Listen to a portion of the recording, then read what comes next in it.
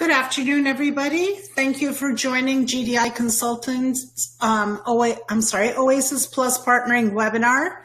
My name is Muge Karsley, and I have with me my colleague Ab Vant, and we're going to be talking about partnering possibilities, and GDIC's Partnering Hub is going to be explained in detail. Just some administrative notes.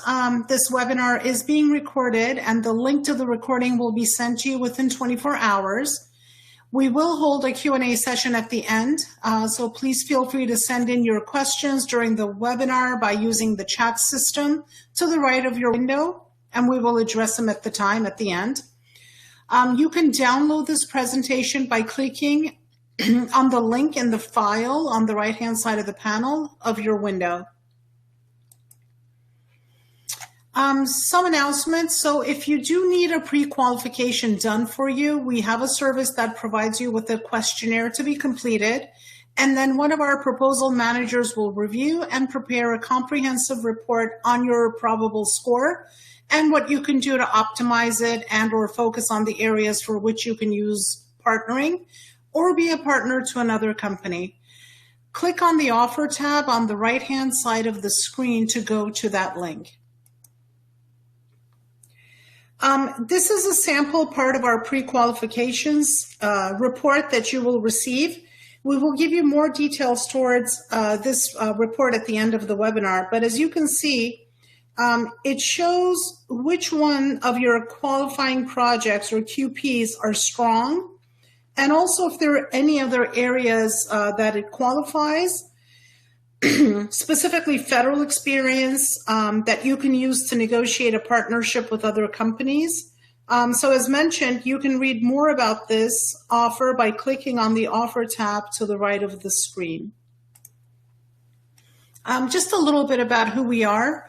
As you can see, we've had more than a decade of solid performance. We've got rocket growth, 61% growth in revenue, 12% increase in IDIQ and GWAC wins, and 23% increase in new clients. GDIC has established itself as a reliable and credible government consulting firm for both federal and state projects. We do have an 82% win rate on average over the past 3 years. We take on jobs only when we establish that our clients have a good chance of winning it. Otherwise, we will suggest a no-go option. We have over 50 proposal managers and writers with experience covering almost all of the federal agencies.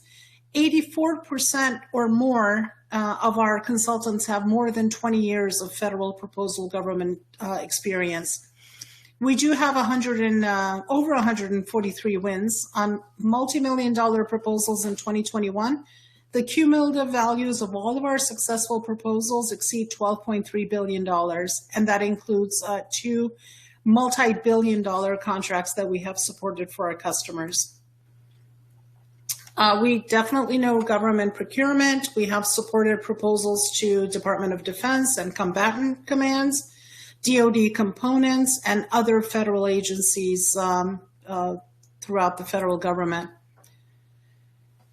So our experience on self-scoring, GDIC has 43 wins on OASIS Small Business and 12 wins on Unrestricted. We have 29 wins on the ASTRO Small Business and 18 on the Other Than Small Business for emerging and large contracts. We have 8 wins on HCATS and 1 on the Unrestricted, 6 wins on Alliant. On average, our win rate on these self-scoring proposals are over 96%. And we do self-scoring training for APMP chapters and other clients. Our clients do range from small companies that we have helped partner with stronger companies to some of the largest defense contractors on the market, one of the top 10. We are experts at maximizing your score and ensuring compliance. This is our agenda. So we're gonna have a short intro to the self-scoring systems. So we're gonna review the OASIS Plus 101, partnering in OASIS Plus, pre-qualification assessment, the GDIC Partnering Hub before we open it up for Q&As. If there's one message that we do want to convey to you when you leave this webinar today, is that if you don't have enough past performance and enough score, don't give up. The OASIS the OASIS Plus partnering feature will make sure that you have a foot in the door. Again, we want to apologize for repeating some of the basic information on the OASIS Plus and self-scoring, but this is definitely for our new participants. We'll try to be quick so that we can get right to the main topic, which is partnering. Self-scoring systems. What do we need to do? We have to assess yourself based on the set of rules spelled out by the RFP, fill out the self-scoring spreadsheets online in Symphony, substantiate your score by providing the needed documents in the proper way with the proper highlighting and coding, etc. The usual administrative documents are required, but there is no technical, there's no experience or past performance or resume volumes. Basically, no proposal writing is involved here.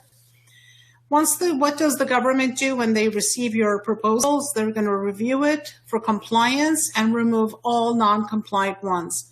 They're going to double check, or they're going to look at your substantiations that you provided within documents to make sure that they're accurate. And they're going to award it to those companies whose scores are over the minimum threshold. OASIS Plus 101, again, is a GSA government-wide contract vehicle. It is a multiple award IDIQ GWAC. Estimated value is expected to be over 60 billion. Number of awards are unlimited. This is the current draft solicitation number. The latest draft was issued on November 15th. The due date they're mentioned is supposed to be, well, not the due date, but the release is expected to be at the end of March, possibly April, and we'll know the due date once it comes out. But typically they do usually just provide about 30 days, depending on the number of questions they get. And just quickly, I'm sorry, some of the tracks, just to go back to that, you've got the unrestricted track, and then you've got the total small business, 8A, hub zone, service disabled, veteran owned, woman owned are the small business tracks. The domains under OASIS Plus are management advisory, technical and engineering, research and development, intelligence service, enterprise solutions, that's mostly for unrestricted. There's environmental, facilities, and logistics. Now we're going to go a little bit into the scoring system. The maximum score for all domains is 50. The minimum qualification for small business is 36 for all domains. For the unrestricted, it's 42 for all domains, except for the enterprise solutions for unrestricted, which is 45. The key players are the 5 qualifying projects. As mentioned, it gives you a maximum of 34 to 45 points, or 68 to 90% of the score, depending on the domain. As you can see, the qualifying projects in blue make the significant bulk of the points for each domain, and this is where partnering can be very useful.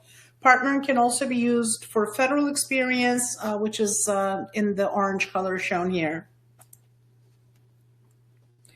So there are different type of qualifying project scoring factors that range from relevance, scale, integrated experience, specialized functional experience, management and staffing, and past performance. But because we want to talk more about the partnering and not take up too much time, we're going to review the first two, relevance and scale. And this kind of shows you between the different domains where the points are. What is the comparison where you receive your points between the different domains and different factors that gets scored. So the scoring system are pretty much the annual values are 500,000 for technical and engineering, management and advisory, intel and logistics, Facility and environment are 250,000 annual values, and R&D is 1 million. And for unrestricted, these are essentially double. For example, the requirement for M&A under small business is 500,000, but for unrestricted, it's 1 million. For the R&D, the requirement for unrestricted, for example, is 1.25 million. For scale, you do receive points, T&E, and all the way down to M&A, R&D, and facility, you can earn a maximum of 6 points. Intelligence is 4, and environment and logistics give you 5 points. For scale, you do get points, an additional point. So you have the ability to receive your first credit and then receive a second credit based on the dollar values and or the number of FTEs that you do provide. And again, we want to mention that this is for the small business tracks, and for unrestricted, these requirements are different and stiffer. We won't have time to go over all of the other requirements because we do want to go right into the main topic, which is our partnering. And for that, I'm going to turn it over to my colleague, Ab, who's going to repeat and give you all the information on partnering. Thank you very much, Muge, and hello, everyone. Just one note, if you want to get more details about those scoring factors, you can refer to our previous webinars in which we dealt with the entire technical system for the scoring, both for small business and a separate webinar for unrestricted. So you can find those on the first page of our website and download it and watch it. Okay, so we want to spend the main part of this webinar on partnering. So here we go. A general rule on partnering, you can use a partner's past performance for both QPs, that means those 5 major past performances, as well as FEPs, Federal Experience Projects. Federal Experience Projects range between 2-3 points all the way to 5 points for most domains. So it is much smaller in terms of the point score that you can get compared to the QPs. But still, if you're short of score, you can always bring in a few more points using FEPs. Together, they account for about 86% to 96% of the total score, depending on the domain. Now, one general recommendation, and that is if you're not 3 or 5 points above the threshold. Remember, the threshold for SPs was 36, and for small business was, for unrestricted was 42. So 36 for a small business and 42 for unrestricted. But your goal should be to be above that 3 by 3 or 5 points. So something around 40 to 41 for SPs and 45 to 46 for unrestricted.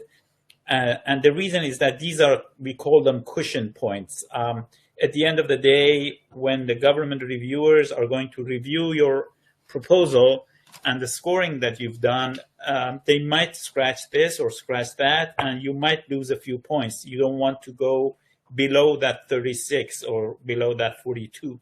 So this should be something to consider, even if you have all the 5 QPs yourself, but you are very close to 36, or for large businesses, very close to 42, you should consider partnering as well. Now, there are 3 types of companies who are looking for partners. There are small businesses who want to be prime and are looking for other companies, partners, to become their subs. So that's the first group, and I'm going to address them. The second group are smaller companies, small businesses who have 1 or 2 projects and they're not going to prime and they're ready to be partners with other companies, whether they're small businesses or large businesses. And the third group are large businesses who are looking for partners. And I will explain why a large business might be looking for partners. So now let's look at small businesses who want to prime. If you're one of those, then I would suggest that you focus on where you're the weakest on your QPs. So because QPs, as we mentioned, constitute the major bulk of the scoring, the points. So you should concentrate it there. And even if you have the 5 QPs, but your score is low, try to bring in a partner who can replace one of your lower scoring QPs. So it's important to, first of all, focus on maximizing your points on the 5 QPs. Of course, you can also boost your score by using partners for the FEPs, Federal Experience Projects. Federal Experience Projects are essentially in most domains based on 2 factors. One is how many task orders under multiple award IDIQs you have been awarded, which are 250,000 or more. And see, it's half the cost of the others, so 250 and not 500,000. But you, if you get 4 of those, in most of the domains, you get 4 points for that, 1 per task order. And then you get 1 more point if you can show that, for example, you have performed for 3 or more agencies. Now, your company might not have any task orders, so you would be losing around 4 points there, or you might have worked for only 2 agencies. So your partner will bring a 3rd agency and you get 1 more point there. So this is one of the places that you can actually bring in partners and boost your score as well. Now, there are cases, I'm talking about a company who wants to be prime, and these days everybody wants to be prime. But sometimes you might not have that many QPs. I've seen companies with 1 or 2 QPs, but they still want to be prime. In that case, it would be prudent to approach multiple companies with 1 or 2 contracts. Obviously, if you have 1 contract and you approach a company that has 4 contracts, they would like to be prime and they would like you to be their sub. So the prudent way for you is to approach those companies that have a lesser amount of contracts, but try to go with two companies or even 3 companies. I know that logistically it might be difficult, but if that is the case for you and you still want to be prime, even though the number of contracts are low, that's the way to do it. Now, for companies who want to be subs to others, ensure you can present your case and strengths to the prime properly. So you have to show the prime that you're going to add value to them. Obviously, I mean, if you have a contract, you have to show somehow that this contract will give them a higher score than their own, because you know, or by itself is going to give them a high score. So you have to present your case properly. You should focus on selling any contacts you have that can be used as QPs. And then on a secondary focus, try, if you have task orders, try those and present those. But go for QPs because they will give higher score to the prime and they would be more open to companies that are going to help them in that regard. Don't necessarily look for your largest projects. You might have, say, 2 or 3. It doesn't mean that your largest project is going to bring the highest score to the prime or as you present yourself. For example, if you have a small project, and when I say small, I'm still talking about above that minimum threshold of, say, 250,000 for environmental or 500K for M&A and T&E and those requirements. Nonetheless, if you have a contract that is a little bit above that, but it has a large number of FTEs in it, you might get a large, more points with that compared to a very large valued contract in which very few FTEs worked, or other score factors that are used for QP. So that's something to consider. And then don't forget that you can use subcontracts because in OASIS Plus, you can use prime contracts, you can use projects that you were subcontractor to a prime, and you can use commercial projects. So all three of these you can use. So if you have a good subcontract project, you can always bring that to the table. And if it gives you a good score, always present that to your prime. And then discuss the needs of your prime and see if you can help them in other domains as well. I've seen cases in which a prime has put aside some domain because they have 2 or 3 projects and they're not very interested in going after prime subs. But you're discussing another domain with them, and you suddenly realize that if you bring in your 2 other projects, you can together you can go for a secondary domain as well. So fully discuss all the different possibilities with your prime. Finally, large businesses. Why would large businesses want to partner? Well, first of all, assume that you're interested in expanding the domains. You're a large business. You're interested in expanding the domains you're going after, but are short 1 or 2 contracts. Maybe you have enough contracts for, say, T&E and M&A, but for R&D, you have 3 or 4 contracts. Here is where you can actually bring in partners. So use small businesses if other large businesses are not interested to fill that gap and get your score up to be awarded on the extra domains. This way you can increase the number of domains you're going after. And do remember that even if those small businesses are going to use those same projects for their own submissions, if they're not submitting under unrestricted, there's no, there's nothing stopping you using the same projects.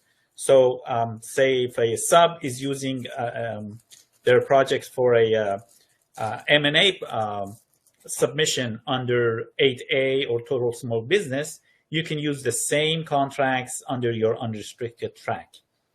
And of course, if you're short of points or low on points, you can always bring in partners who might increase the number of TOs. That's the Thorough Experience Project.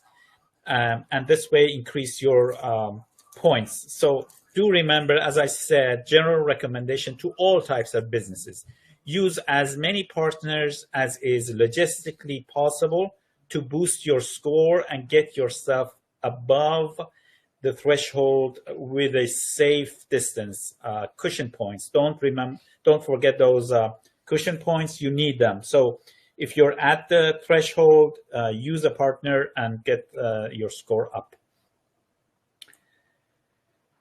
Okay, at this point, I want to explain how you can gauge your score. I discussed this, that, for example, if you're a prime, you want to know where your score, what your score is, what you're missing, and how you can bring in a partner, and what should that partner's contracts bring to the table so that your score will get up.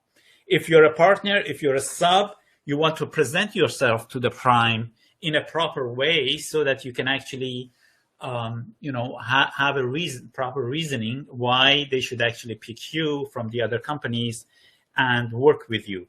And this is where we have come up with our pre-qualification assessment system. And I'm going to show you that. I'm going to share my screen with you and show what we have in which we are helping companies with in this regard.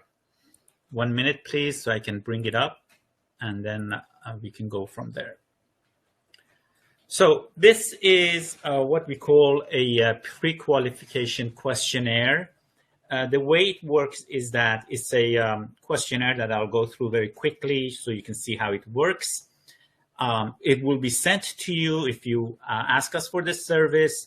You fill out the questionnaire. It usually takes an hour or 2 maximum, sometimes less, depending on whether you have everything, the information available or not. And this is essentially a general idea. Obviously, we are not going to check your documents or anything like that. It's up to you whether you think, for example, the value is correct or the durations. And then you send this questionnaire back to us. And one of our proposal managers will sit down and work on the questionnaire and come up with the best score that you can have, and prepare a very comprehensive report on where you stand, what you're missing, whether you should partner or not, and if you're going to partner, where you should actually concentrate on.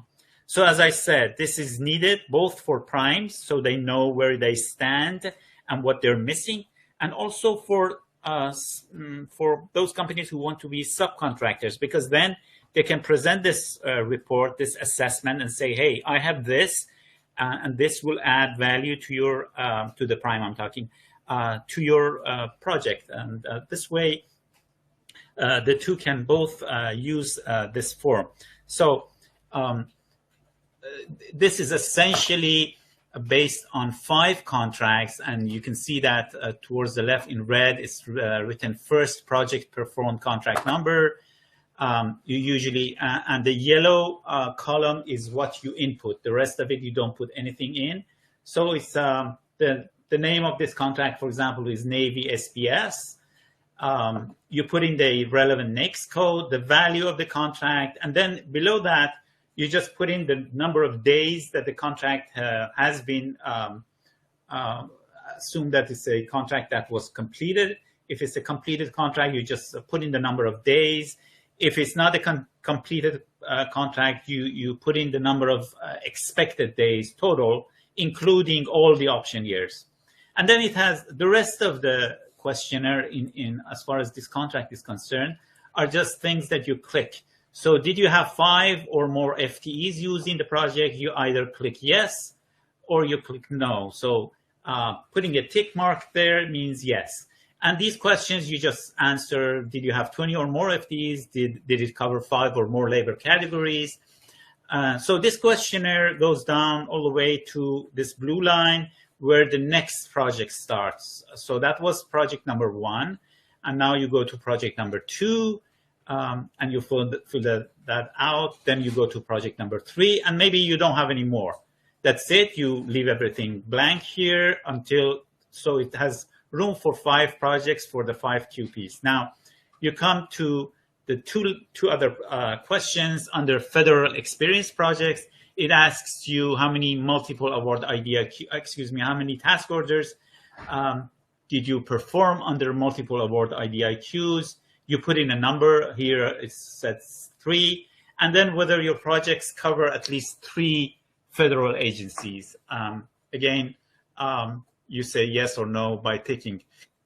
Then about your company's capabilities, it has some questions, whether you have an accounting system, whether you have secret or top secret facility clearance, and then questions about sustainability, which is lately one of the requirements of all federal contract documents. They have to ask for that. And finally, last question is whether you have CMMI or different types of ISO. If you have any one of those, you tick it.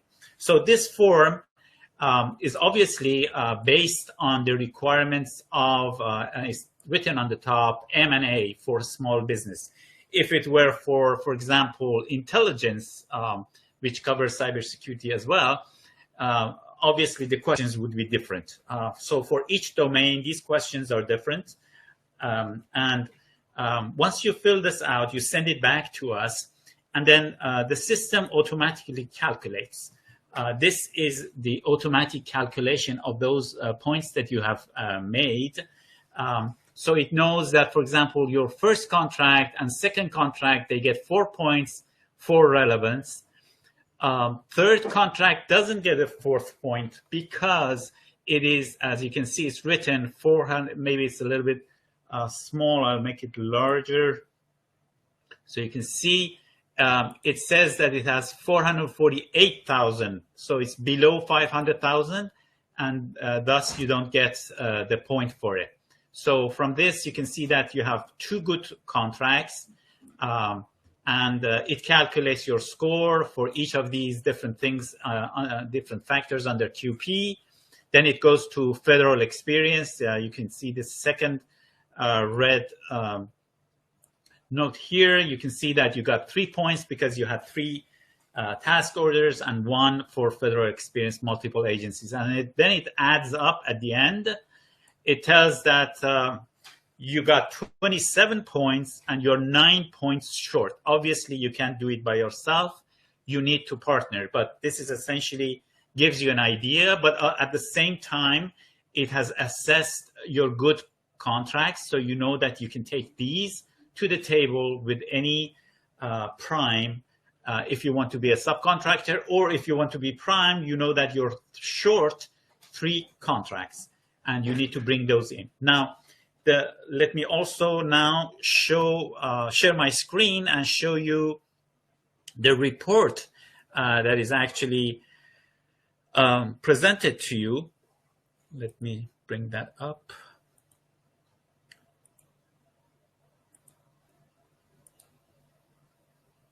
So this is the report that is prepared by one of our proposal managers at the end of assessing your system.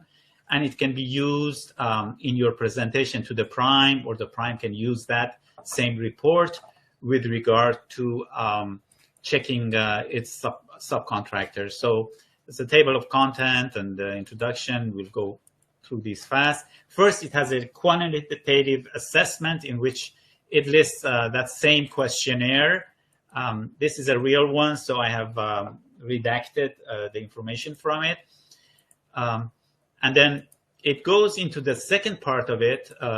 That's finished. Second part goes to estimate a score sheet. So that score sheet is listed here. You can see that this company, the third QP they have, doesn't get as much score as the other 4. So you'll see that at the end, our recommendation is that they should change that third QP to something else. So this part shows the score that they get, and this shows that they get 34 out of 50. It's too short of the minimum 36, although they should aim for, say, around 40, 41.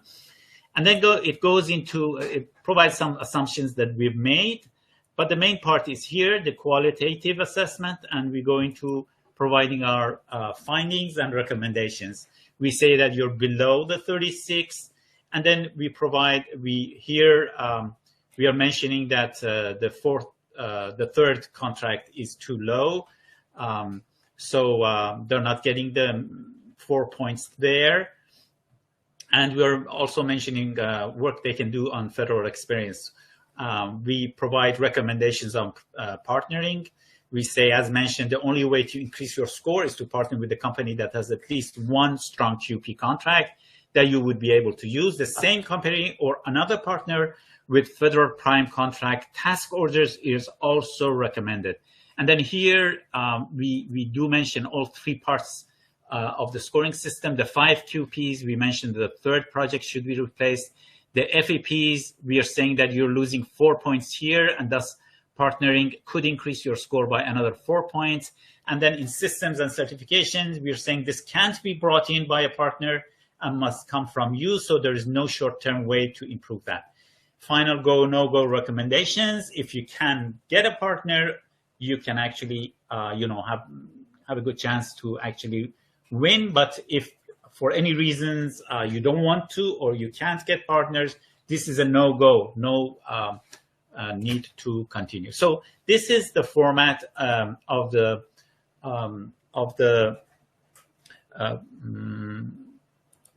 report that we are going to present to you once we do that assessment. Okay, so let me continue on now. Let's go into the partnering hub. Okay, so this is a totally free partnering hub, so we don't charge anything. It is going to start be operational as far as you are concerned first thing in morning of Monday, next Monday. And it is empty right now, so allow it for, say, a week to be filled out. Right now, I can see that around over 200 people 200 companies are right now on this webinar, and we are going to have the same webinar tomorrow. So we are looking at a large number of companies who are interested in partnering, either being a sub or a prime. So it should be filled out very quickly. And then you can use this portal, this hub, to communicate with each other and shake hands. As I said, it's a free system, so you can use it as much as you like. And I'm going to show you how it works. This is the first page, essentially. Once you get in, it has 4 menus: home, account, partner directories, and messages. And I'm going to go into each of them separately. You can see it says login at the bottom in green, but if it's the first time that you go into it, it will be register. So you click on that to actually register. Now, don't be put off by the black. That's going to change. But this is the registration page. It's a long page, and I've split it into different slide presentations so we can discuss it. Username, email address, password, and confirm password, as usual in most registrations. Underneath that, you get company detail. You put in your company name, main NAICS code. You can put multiple NAICS code if you wish, your company address, and then your website URL. Here, you can put in a company image, usually your logo, and then a business description, what your company does and its strengths, and sell yourself here. If you're prime, you still need to say, introduce your company. If you want to be a sub, sell yourself here in the business description.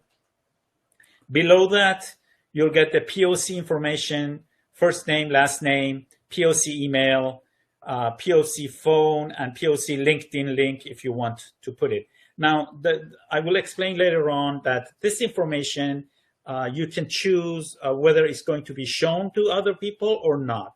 So because people will be able to go into your profile and look at your profile, but you can set it so that they don't see your email or phone number, or you can set it that they can see your email and phone number. So it's up to you how you want to set that up. Below that, then we come into the OASIS Plus information, and you can see that there is an OASIS domain. I haven't taken a shot from that, but it's a drop down itself. So it has the list of all the 8 domains. You can choose one of them, and you can choose multiple. And here it says solicitation track, meaning unrestricted, total small business, 8A, women-owned, STV, OSP, and Hub Zone. And again, here you can choose multiple ones. So you're explaining, first of all, which tracks you're interested in, and also which domains you're interested in. Now, number of relevant qualifying projects that you have, you can put in a number. So people who come in and try to look at your profile know how many contacts you have, how many contacts you're bringing to the table. And then the partnership request description. Here, you can say, for example, we are interested to partner with any company. Let me go to the next. Oh, sorry. We are missing something here below this. It says whether you want to be sub, prime, or both. So you select that as well. And then you make an explanation here that you're ready to be both, or you're looking for a partner that will bring you 2 contracts, something like that. The section below here, you can see it says contracts. This system has been prepared, so it's not only for OASIS Plus, it also works for Alliant 3 and also T4 and G2.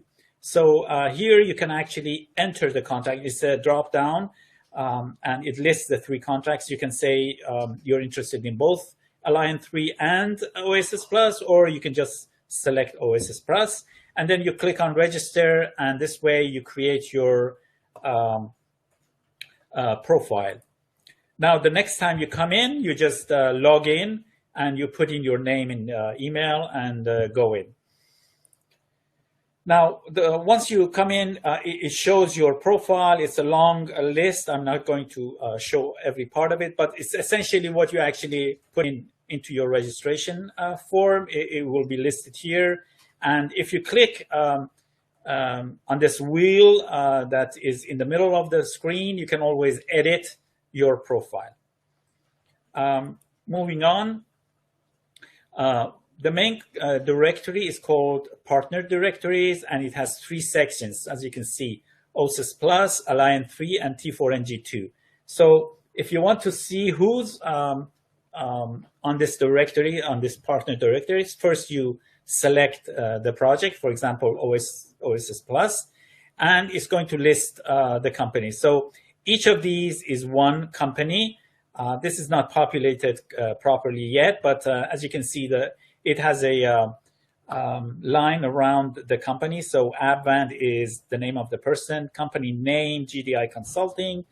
It has a small logo, and this messaging I will explain later. If you click on the name of that person, you will go into their profile and you will read all the information similar to your own registration, but with that point that I made. If Advent had decided that you could not see his email or telephone number, you won't see it. Or if he has opted to show for that information to be shown, you'll see it. Now I want to explain this upper section of the form. As you can see, solicitation track, OASIS domains, and what type of partner you want to be. Let's go over each one of them one by one. Solicitation track. Once you click on it, a drop-down will be shown, so you can select. This way, once this portal is populated, maybe there are 100 companies or 200 companies in it, you're looking for 8As only. So here you come to the solicitation track and click on 8A, and it's going to list only those companies which are 8A. So this way you don't have to look and read every company's set aside to find out if it's an 8A or not. So this way it makes it easier for you to pick the partner you're looking for.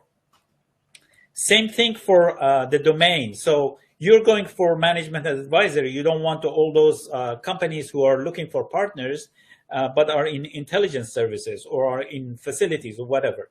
So you click management advisory and maybe 2. And this way, you select the ones that you're interested in, and it's going to automatically filter the list and show you only those companies within that domain that you're looking for. And then the last filter that you can use is here, what type of partner you want to be. You're looking for a subcontractor, you're looking for a prime contractor, or you want both. So here again, you can select, and this way it would be much easier for you to find the companies that you're looking for. Now, assuming that you found, say, this company, this guy, Paul Lucas is from a company, this guy, Advent, is from another company, and you want to see, first of all, if you click on their name, their profile will open, and at the same time, you can message them. So if you go inside the profile, this blue button remains there, but here too, you can just click on the message and this box opens. And you can type your message to this person and send the message. Remember that if your email is not shown, if your telephone number is not shown, it's better to put it here and send it to them if you want to go on a call with them. The system we have set up works like this. When you send a message to them, they will receive the message within the system, and also an email will be sent to them. So both within this portal, they will see the message, and also a email will be sent to them, because obviously they might not be active at the time that you send this message. And you can see this is the message that they will get from you. It's saying that Advent sent this message, and then you can reply to them. So this is the system for receiving messages within the portal. it was, if you remember, one of the menus. So when you click on the menu messages, this page opens up and you can see, for example, you have 2 emails or 2 messages, one from Advan and another from Saladmin or whatever. So this is the messages within the system.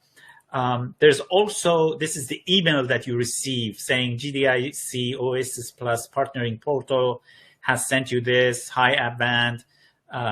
Pluck has sent you, Pluck is the name of that user, has just sent you a new private message on GDIC OASIS Plus Partnering Portal. Click here, and when you click on it, that message will appear. Finally, the last thing I wanted to mention is this menu called Account. It has actually a sub-menu, log out. So when you click on that, you can actually log out. But if you click on Account by itself, this page appears.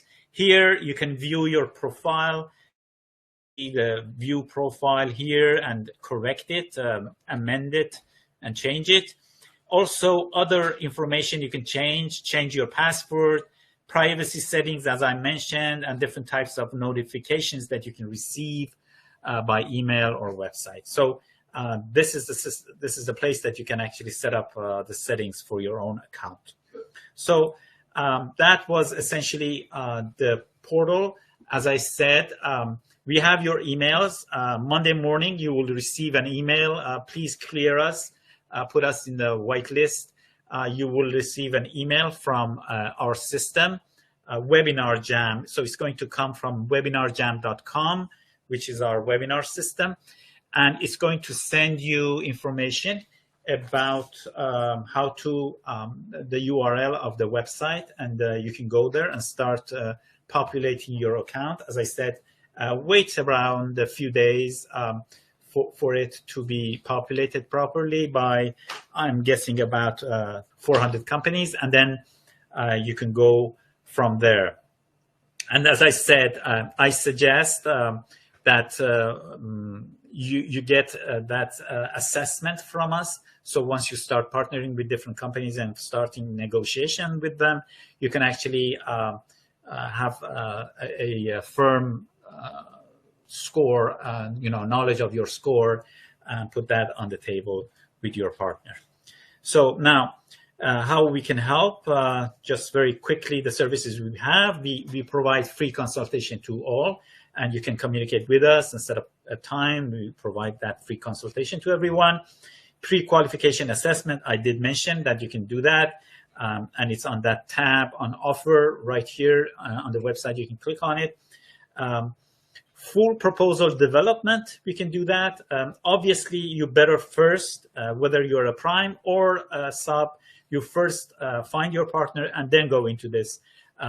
We don't want you to actually get us, contract us, but not have the proper qualifications to move on. So it's better that you find your partner, and then we can always prepare the proposal for you. And the proposal will go through 3 phases. We first check your score, optimize it, then we prepare the proposal itself, and then do multiple compliance checks, and finally upload it to Symphony. Or if you're doing it yourself, for those companies who are familiar with self-scoring proposals, they might be doing it themselves. For them, we have this system that we do 2 rounds of compliance checks. We check to make sure that they have optimized their score, and we help them in uploading to Symphony. So these are the different types of services we provide to our clients. If you download the presentation, you can see that my email and phone number, as well as Maroon Freedy, our sales VP, and his phone number are here, so you can communicate with me or him.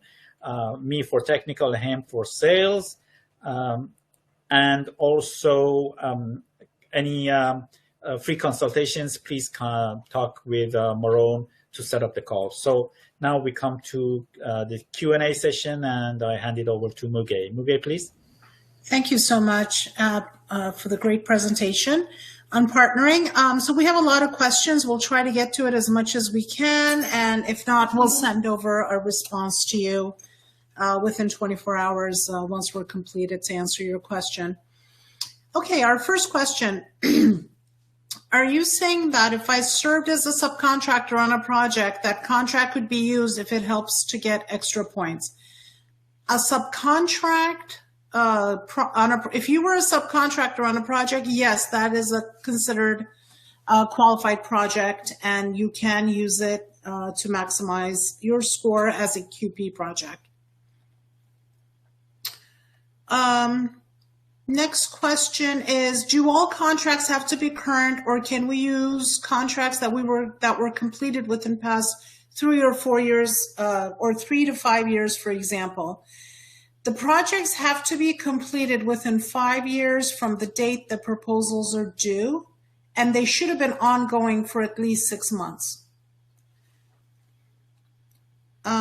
What is the timeline for criteria acceptable contracts? I think we answered that question. It has to be completed within 5 years from the date that the proposals are due. The question is, does this only apply to companies already on the OASIS contract? How does a company find other companies to partner with to secure contracts under the OASIS contract?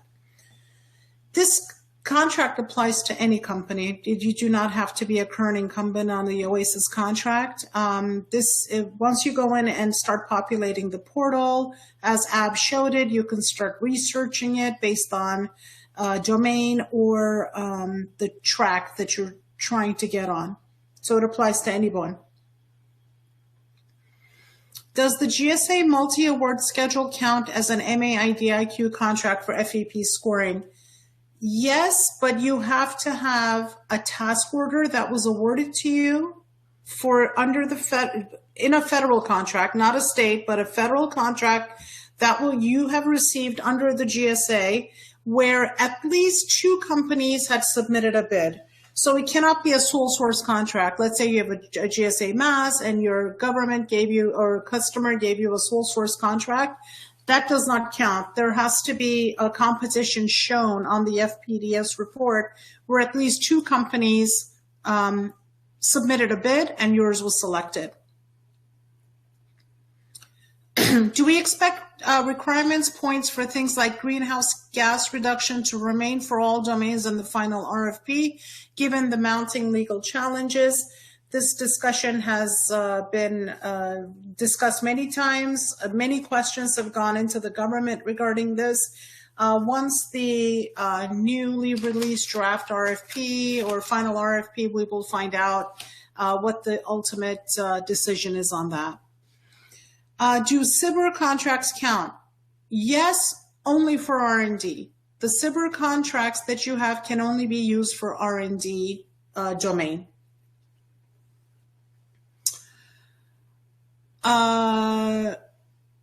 Do you have a UR, environmental assessment form? I did not see it on the list on your website. Also, logistics, intel, and other domains other than the 3 UR listed. So we have assessment forms for all domains. It's not just environmental or M&A. We were showing just the example of one, but we do have specific assessment forms for all domains. Yes, and if they can't find it on the website, just write us, we'll send them. No problem on that. Mm-hmm. Is the 500K for M&A the minimum in contract values added up? So the annual value of the contract, the minimum has to be 500,000 for one contract. If you are using multiple task orders under an IDIQ contract, yes, the values added up must be a minimum of 500K. For the 8A track, can we partner with non-8A companies? Yes. As a small business prime, do any subs on your team need to have the same small business status as an 8A partner needs to be an 8A sub? No. However, every company on your team, small business, it doesn't matter what set aside that they have, has to meet the NAICS code size standard.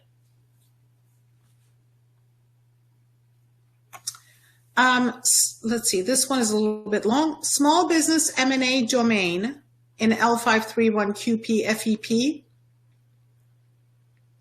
For max points on the federal experience competition in a multiple award environment, does one contract with 4 task orders count for max points of 4? No. So, and then it says, if not, what would determine the max points? Then the next one is search. So let me just answer this one first. Each task order, if you want to use it individually, counts as one project. If you want to lump sum 4 task orders under one IDIQ contract, that also constitutes as one project. So the points that you're going to get is going to be evaluated as one standalone contract. Then it says for surge capability, is this evaluated at 1 point per contract, i.e. one surge contract equals 1 point? If not, what would determine the max points? The max points is the total points you receive from each QP project. So if you've submitted 5 QP projects, whatever the max point is for M&A or T&E, et cetera, that would be it. But just one thing I'd like to point out for surge, if you have a surge clause in your agreement with whether it's a subcontract or at the prime level, it's not good enough. It has to have been exercised. So the government had to have asked you to activate a surge CLIN or ask you to provide surge support, within 45 days or whatever it was, in order for you to get credit for the surge. So this is very important. Just because you have that clause, but you've never been activated that CLIN or done any surge requirement that the government asks you to do outside of what you're currently providing for that contract, you cannot claim the point. Can you share the slides to the email? Yes, but you can also download it from the files here on the portal.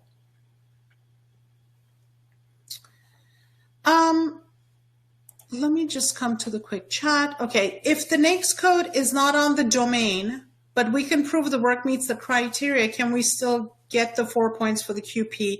Yes, you can. And remember, you can also, the NAICS code or the product service codes, the PSCs, is also can be used that describes the services that you provide. And in addition to the FPDS report, if it doesn't show the PSC or the NAICS code, you can complete the JP3 form, which is the project verification form.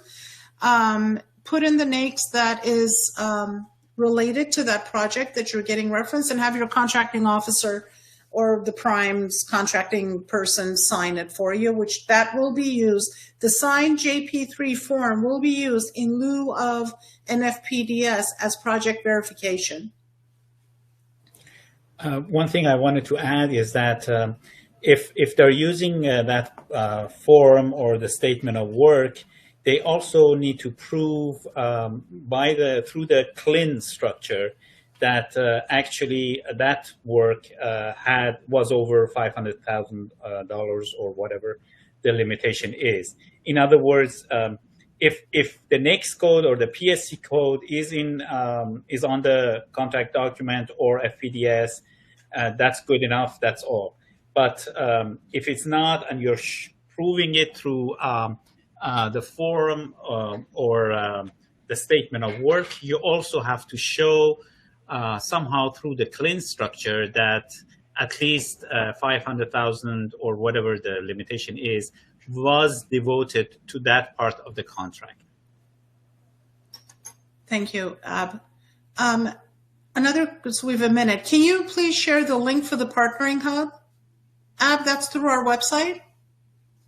Yes, we will put it up on our website, and we will email it to everyone on this, registered on this webinar. So you'll get it before Monday. So starting Monday, you can actually click on it and go there. Thank you. Can you use the same QP across 2 domains? Yes, you can.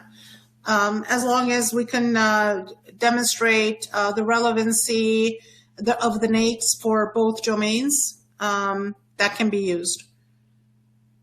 We were selected pursuant to competitive bid RFP, but there were no other bidders, so this does not count.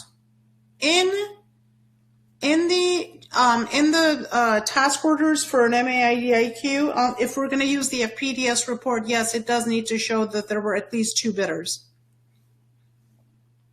It is now 4 o'clock. We'll get back to everybody with the other questions that we could not get to get you the answers. Thank you so much for joining our webinar. We look forward to seeing you again on our next webinar. Have a good afternoon.